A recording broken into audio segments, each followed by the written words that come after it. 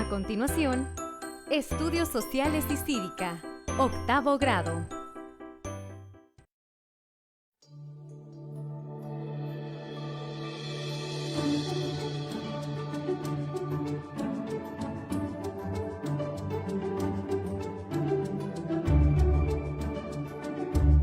Bienvenidos nuevamente a esta teleclase. Saludos a todas las personas. Octavo grado debe estar listo porque es el momento preciso para comenzar a aprender, a recordar esos conocimientos importantísimos que tenemos en esta etapa de aprendizaje. Hoy nos acompaña Alba Calderón, especialista en la materia de sociales, y tenemos una temática de la cual vamos a salir más sabios. Bienvenida. Hola, ¿cómo estás, Emilio? ¿Y cómo están todos ustedes? Qué bueno estar nuevamente en este espacio Aprendamos en Casa. Hoy vamos a estar hablando de un tema sumamente interesante y es que vamos a conocer acerca de obreros, sindicatos y luchas sociales. Así que no está de más sacar un cuadernito, un bolígrafo para poder hacer anotaciones, que vamos a conocer también un poco de historia. Exacto, pendientes de cada uno de los datos que vamos a estar compartiendo con ustedes, porque van a servir para reforzar y como una herramienta de estudio para todos aquellos que estamos aprendiendo desde casa. Saludos a todas las personas que se suman también a través de los medios digitales. Estábamos hablando obreros, sindicatos y luchas sociales. De estos tres me surge una duda. ¿Qué es un sindicato? ¿A quién le llamamos sindicato, Alba? Bueno, comencemos por ahí, todo tiene relación. Cuando hablamos de obreros, de sindicatos, de luchas sociales, todo es una relación. Pero vamos a comenzar y nos vamos a ir siempre a la historia. Vamos a hablar de la revolución industrial, por ejemplo. Cuando hablamos de revolución industrial, vamos a recordar que con la revolución vinieron avances, vino nuevas formas de producción, una nueva distribución o redistribución del trabajo, y con eso se fueron estableciendo otras situaciones, es decir, una carga laboral para personas sumamente extensa. Había niños trabajando, había mujeres trabajando, hombres trabajando, pero las cargas de trabajo o las horas de trabajo hablamos de 14, 16 horas y muchas veces con una sola hora de descanso. Entonces, esto, aparte de los ambientes laborales, las áreas insalubres o la dificultad o el riesgo de la actividad que se estaba realizando, muchas veces terminaba con la vida de los niños o de cualquiera de los obreros que estaban en esos lugares. Muy bien, o sea que parte del surgimiento de la revolución industrial podríamos decir que son esos momentos de explotación, que posiblemente las personas la pasaban muy mal haciendo trabajos que posiblemente también pusieran en peligro su vida. Correcto, entonces ya no he olvidado tu pregunta, ¿qué son los sindicatos? Todavía no, pero esto hace que se vaya formando una conciencia de grupo, una conciencia social de grupo y la necesidad de poder ir formando asociaciones o grupos para poder empezar a pedir que se cambiara este tipo de situaciones que hasta este momento se estaban llevando de esa forma. Es así como surgen las primeras asociaciones gremiales o los primeros grupos en ese momento para poder exigir el cambio de estas situaciones. Y no estaban exigiendo nada anormal, sino nada más reducir las horas a 8 horas, decían 8 por 3. ¿Y por qué? Porque 8 horas de trabajo, 8 horas de descanso y 8 horas de sueño. Eso es lo que decían ellos. Entonces era muy importante el poder reconocer, estas personas estaban en su condición, en sus derechos, pues de estar pidiendo esto, se estaban explotando, ¿verdad? Entonces empiezan a surgir en los diferentes países este tipo de demandas. Y esto comienza en Inglaterra, obviamente, porque en Inglaterra es donde tiene primeramente la revolución industrial su nicho. Okay. Y esta revolución también tiene un impacto y una repercusión en América Latina y en todo el continente. Más adelante, por supuesto, ¿verdad? Después de todos estos movimientos, vamos a hablar también porque se celebra el día o se conmemora, mejor dicho, el Día del Trabajador. Y vamos a pasarnos un poco a América Latina. ¿Qué pasa en América Latina? América Latina tiene, y propiamente El Salvador, nuestro país que nos interesa también, tiene un proceso de explotación laboral. En ese momento, bueno, se habían perdido las tierras ejidales, las tierras comunales, había un desencanto de las personas. Los obreros, las personas que trabajaban en los jornales en las fincas, por ejemplo, eran personas que hacían una gran cantidad de horas trabajando, recibían poco salario, y esto además era en fichas, donde solamente se podían cambiar en las haciendas de las personas, de los patronos, y además se les cobraba un peso por el lugar donde habitaban muchas veces. Entonces, una serie de situaciones empiezan a surgir las primeras asociaciones mutuales. Comienza el mutualismo, ¿verdad? Después van a ser organizaciones laborales y posteriormente van a venir los sindicatos. Se forman, ya sí, se estructuran. Pero cuando mencionamos que las personas se comienzan a unir, que comparten esos momentos de tal vez disgusto del hecho de la explotación que estaban viviendo, surge algo que lo había leído en una de las guías y es conciencia de grupo. Sí. ¿Qué podríamos decir sobre eso? ¿Será que el hecho que todos estuvieran pensando al mismo tiempo sobre una temática generara una conciencia en común, o cómo podríamos determinar ese concepto? La conciencia de grupo es: voy a buscar el bienestar para todos nosotros. Okay. ¿Verdad? No voy a pensar solo en mí, solo en mi bienestar, sino en todo el grupo.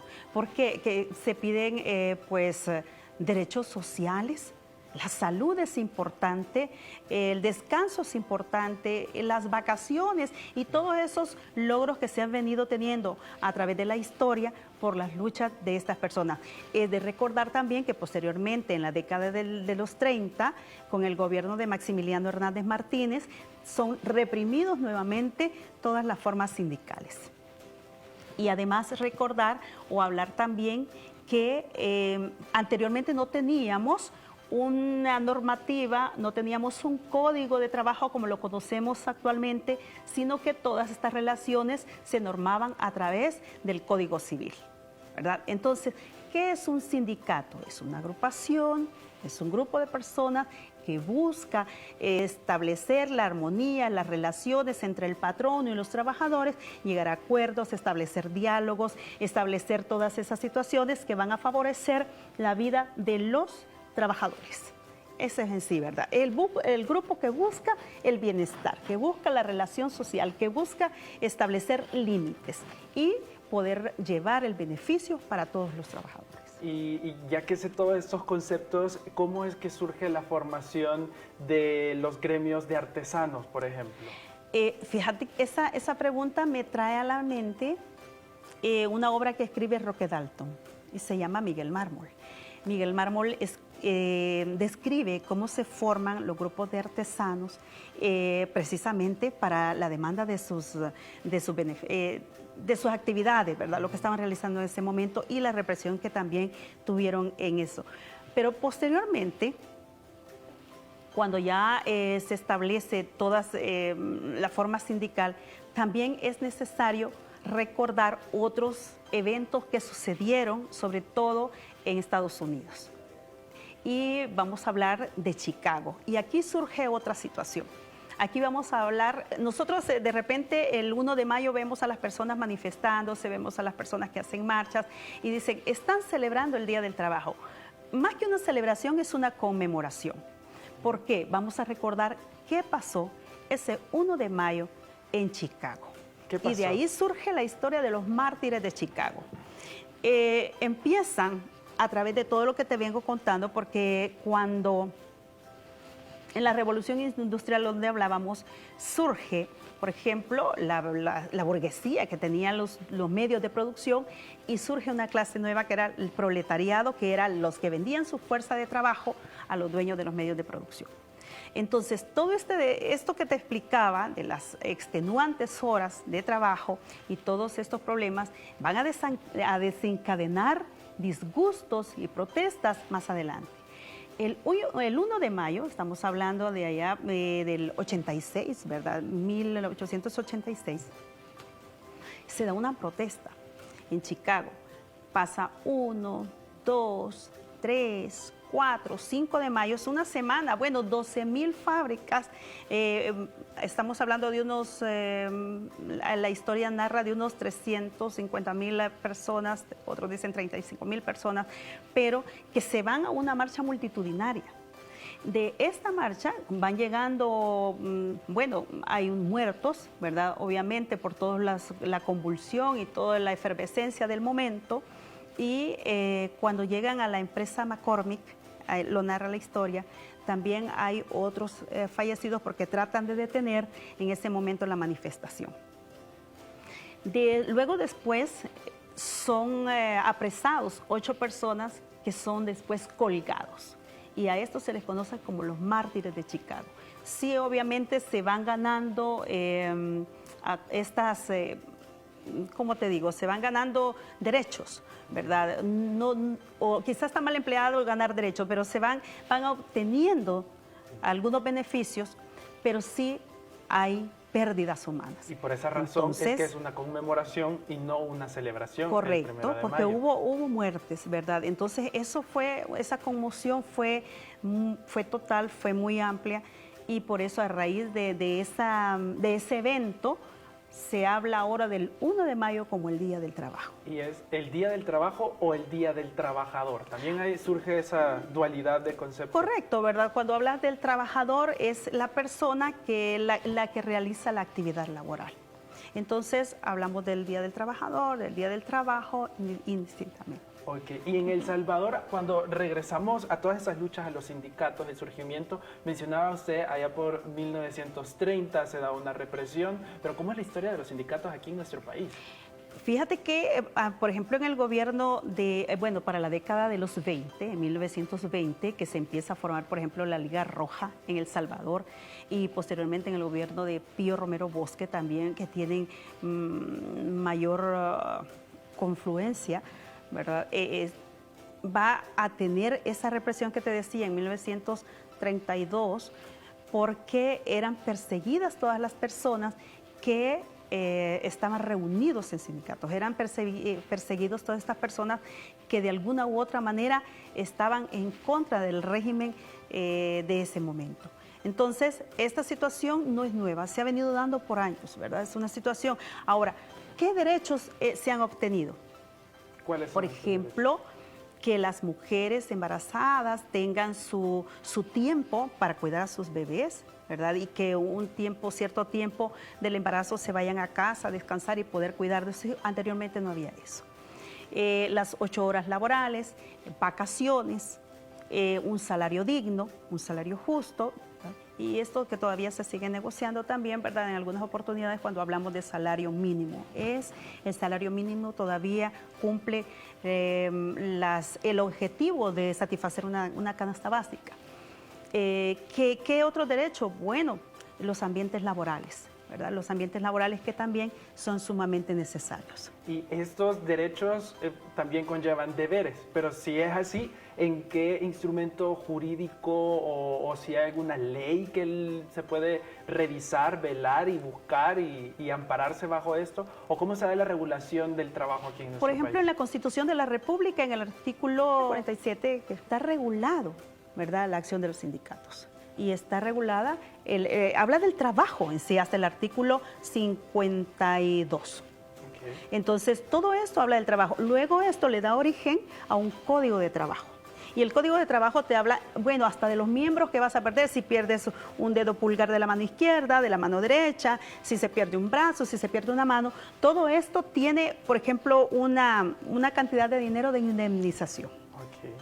La indemnización por despido, cuando si es por causa justificada o injustificada se va a despedir al trabajador, en fin, una serie de circunstancias que describe el código que también van en beneficio de los trabajadores. Y otra cosa que también establece el derecho a la sindicalización y a la huelga. Los patronos tienen derecho al paro y los trabajadores tienen derecho a la huelga. También está establecido en el Código de Trabajo. Ese es un instrumento que debemos leer y debemos estar pendientes porque en algún momento va a llegar nuestra oportunidad de trabajar y debemos estar conocedores de nuestros derechos, pero también conocedores de los deberes que ahí se contienen. Una conclusión, Alba, para todos nuestros amigos que están tomando nota de 8º grado. Bueno, que todos los beneficios que ahora conocemos, que tenemos como trabajadores, han sido también a través de la historia pérdidas de personas, de vidas, por la lucha que se ha hecho para poder obtenerlos. Que hay instrumentos jurídicos que garantizan también el trabajo. Y que así como también hay derechos, también hay deberes de los trabajadores de respetar el contrato de trabajo, de llegar, no llegar utilizado, ¿verdad?, al trabajo. En fin, una serie de circunstancias que como personas tenemos deberes y también tenemos derechos. Alba Calderón, un gusto siempre compartir con usted y que nos transmita esa experiencia que usted tiene en la rama de sociales. Bueno, es un gusto siempre estar con ustedes. Recuerden, jóvenes, que hay un sitio web, ¿verdad?, del Ministerio de Educación, donde usted puede visitarlo, puede obtener las guías, están las teleclases, este espacio Aprendamos en Casa, para que todos podamos estar pendientes y garantizar esa continuidad educativa. Muy bien, saludos a todas las personas que están desde sus hogares, a través de los celulares, a través de su televisor o cualquier medio digital, sintonizando Aprendamos en Casa. En esta ocasión tuvimos la teleclase de 8º grado y Alba Calderón estuvo con nosotros. Esperamos que siga sintonizando Televisión de El Salvador y los medios digitales que en estos momentos están reproduciendo esta herramienta de estudio, y que todas las personas, a través de las guías que se les han impartido, sigamos aprendiendo, independientemente usted se encuentre en el sistema educativo o guste de aprender y sintonizar la señal de Televisión de El Salvador. ¿Será hasta la próxima? Hasta la próxima entonces. Nos vemos.